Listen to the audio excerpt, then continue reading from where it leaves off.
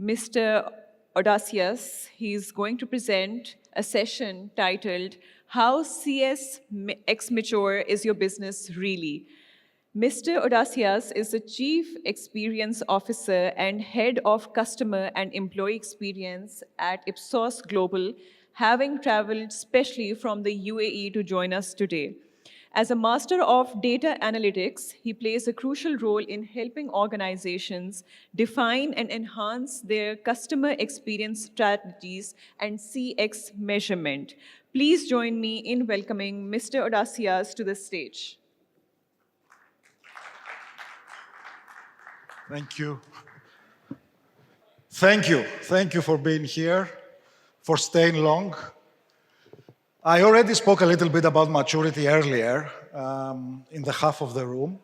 So now, first of all, let's see if this was fixed. Just want to say a few things. This was supposed to be my main presentation, right? So please bear with me if I repeat some things. So when we talk about, is there any chance we can fix this like it was before, so it doesn't look like a college student created this presentation?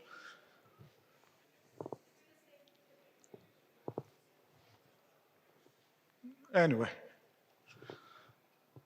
So this is a slide that I created in 2018.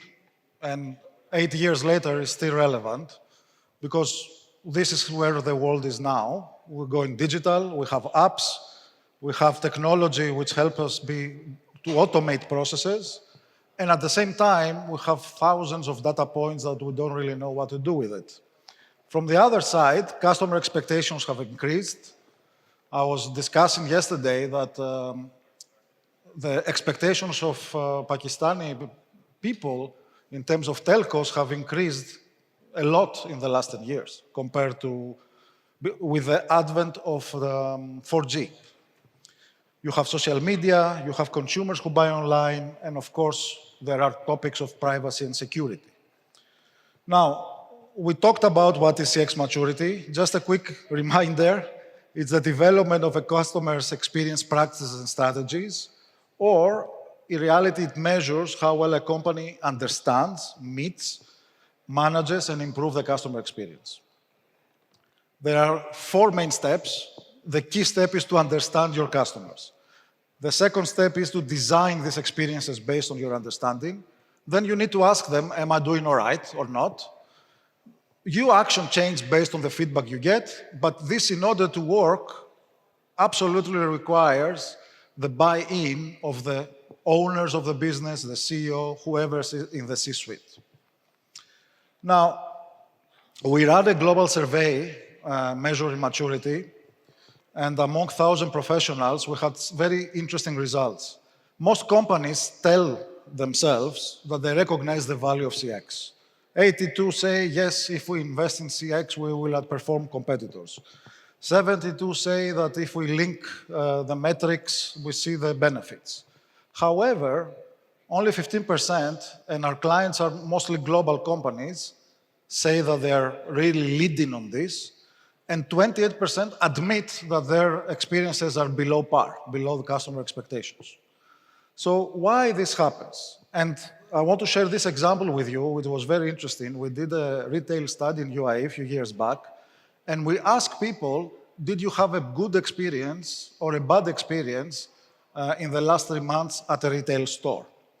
About 40% said I had an excellent experience, and 20% said I had a bad experience. What is interesting is when we asked them, did you tell anyone about it? Those who had a good experience shared the positive experience with 80% of them. But the bad experience, only 57. And this is a little bit counterintuitive, right? So usually people share bad experiences. But we see that actually a very good experience surprises people positively, so they are more open to share it. And, of course, they are much more willing to buy again from the store. What is interesting here is even a bad experience doesn't drop willingness to buy. So there are other reasons in play why someone goes to a store and buy. So why this happens? I'm going to share a story now again. First of all, it's human nature, the reason why it doesn't work well with organizations. And I'll share the story. So I told you I'm in Greece, I'm Greek.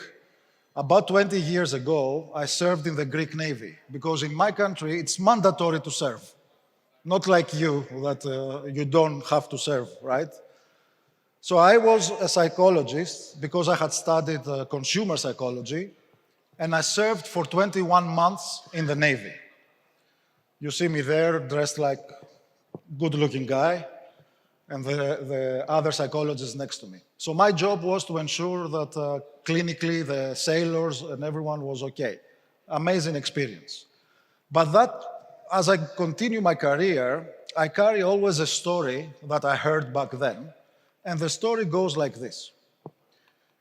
There is a military camp, and there is a new commander that joins the camp. So the surgeon takes him around to see the place, organizing the tour, right? Like it happened today with your politicians. So he is after him, they go around, he shows him this is where the people sleep, etc. They go outside, and then at some remote area of the camp, there is a white bench. And in the white bench, there is a guard next to the bench. So the commander says, why there is a guard guarding an empty bench? Why? So the surgeon says, I don't know. I mean, maybe you need to ask the previous commander. It was like this. So he calls the previous commander. He says, you know what? When I took over, we had that. So I kept it. Maybe you need to speak to the previous commander. So the story goes on, goes on. You know the story? Finally, he reaches the first guy, the guy who was the first one who created this camp, 105 years old. So the commander says to him, do you remember, Grandpa, this bench at the camp, and there is a guard? Do you remember why? So the grandpa says, what? The paint still hasn't dried? And that's management for you. So my question is, do you have these moments in your organizations, right? Things that are happening there, nobody knows why they're happening, we're still doing them. And that's one of the reasons that also customer experience is not really fully followed, and why organizations are not that great into really creating CX strategies. So I want to discuss with you, if it rings a bell, what are these bottlenecks? The first one is, we don't really try to understand our customers. We have never paid a rupee to ask customers what they think about our business. Yes? Yes. Second is, we forget about our frontliners. We never ask them for feedback, what is their opinion about how we are performing as an organization. They are a great source of ideas. Systems and tech. You know, you have these weird people in your business, which is the IT guys.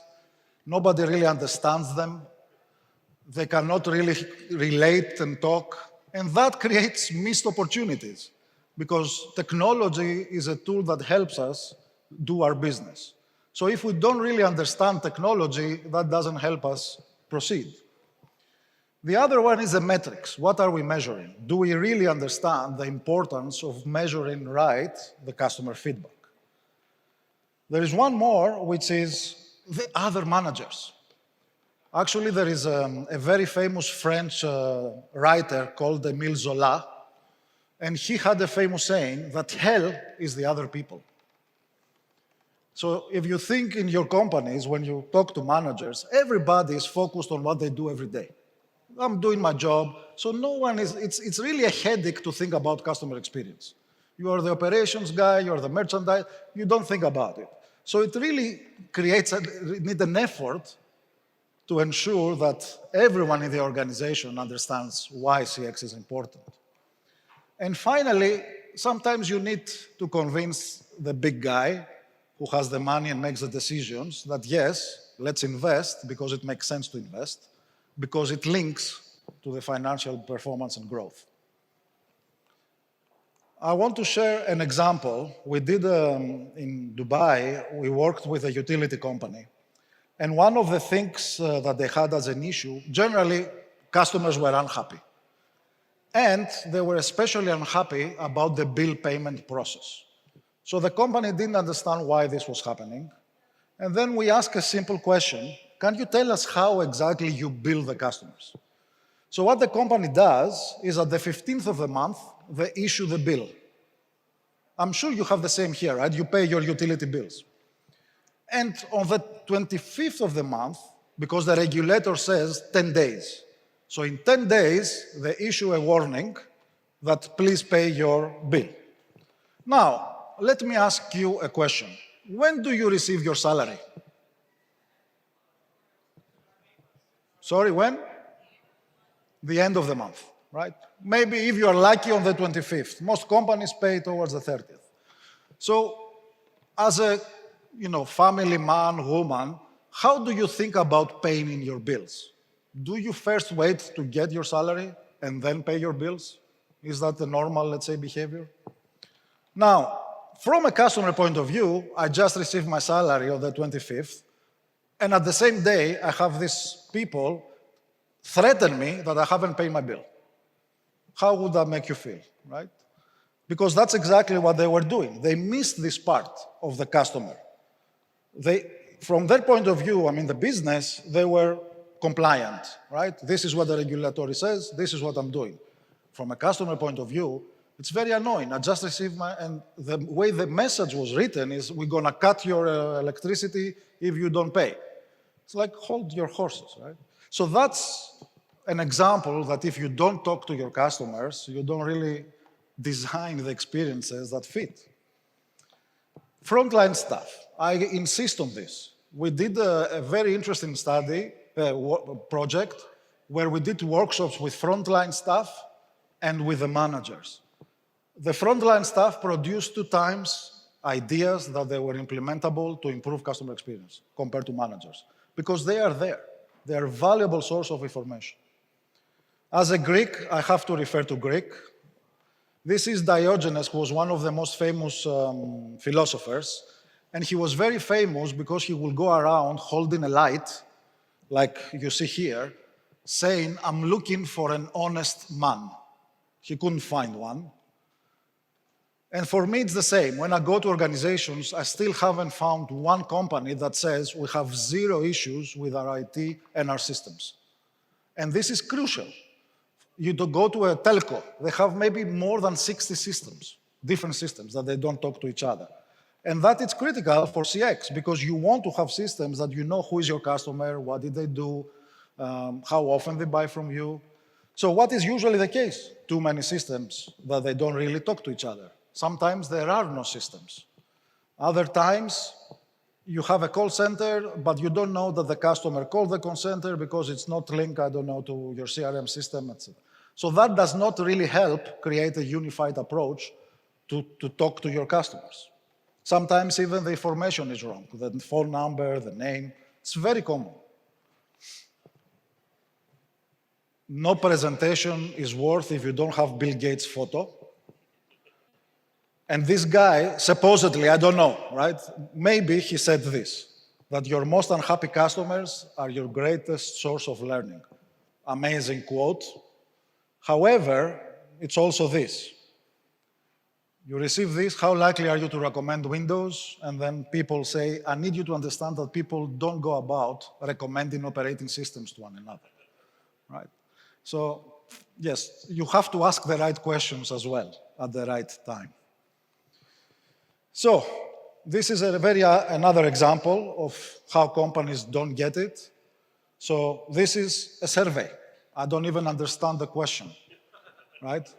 I have sold my car to sell any car. I don't know. And then, if you select this, let your friends know about how unhappy you are, right? Someone doesn't connect the systems.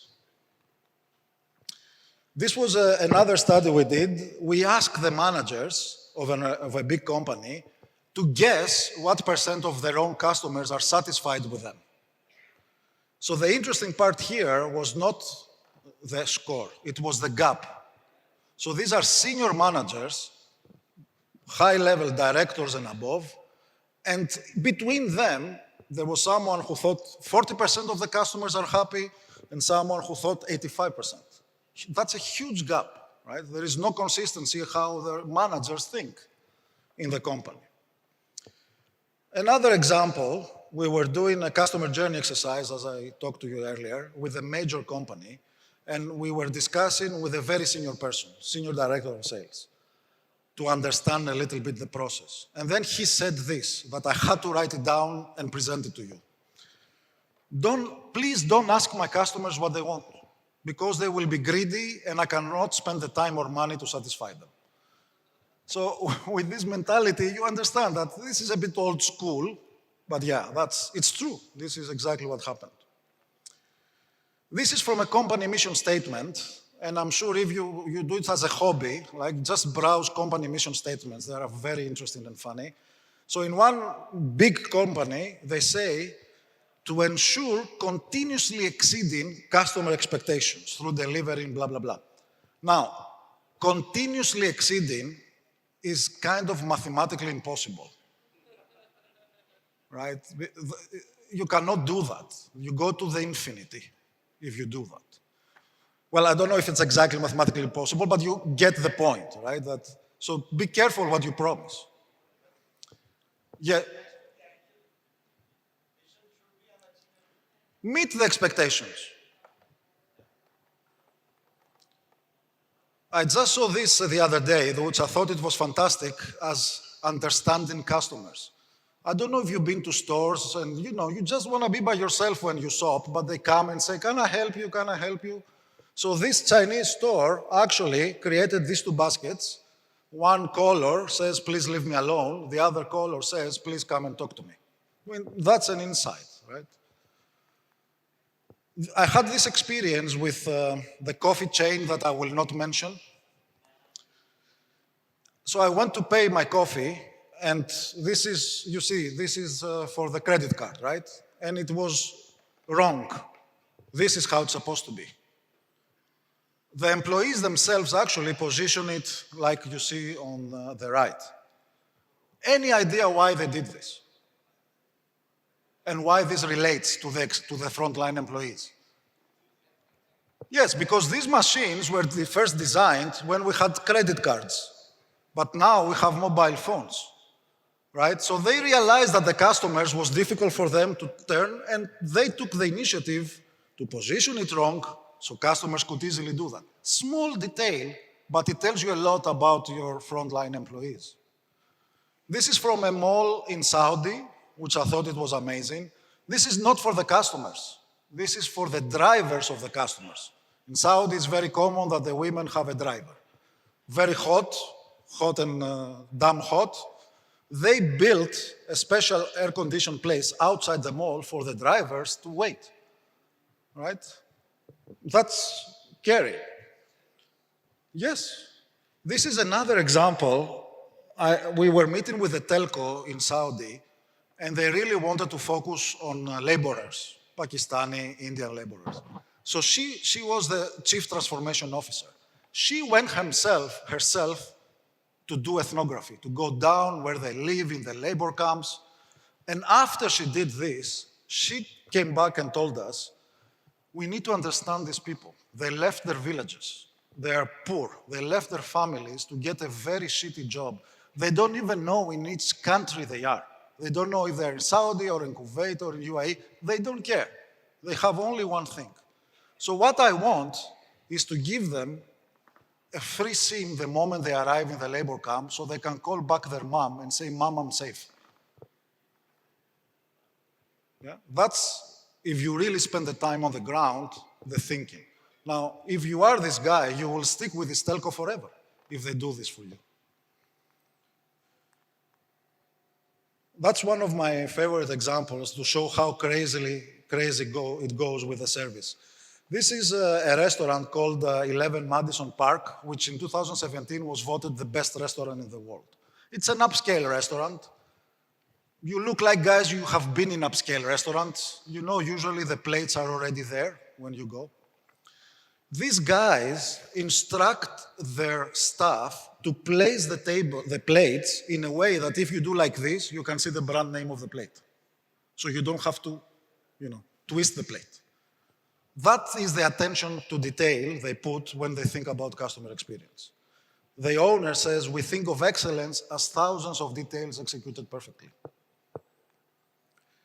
Two examples from us in UAE, Abu Dhabi and Dubai government.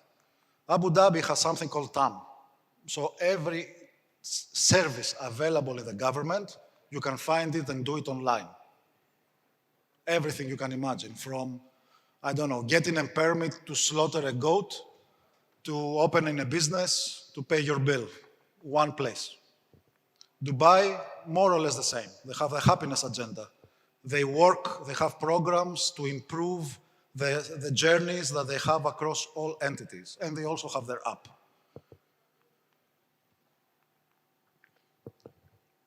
I'm not going to talk about AI. I just wanted to see the fear in your face. So, what can you do as an organization? I want you to think this way. First of all, what kind of experiences you want to create, what your brand stands for. And I'll show you different levels.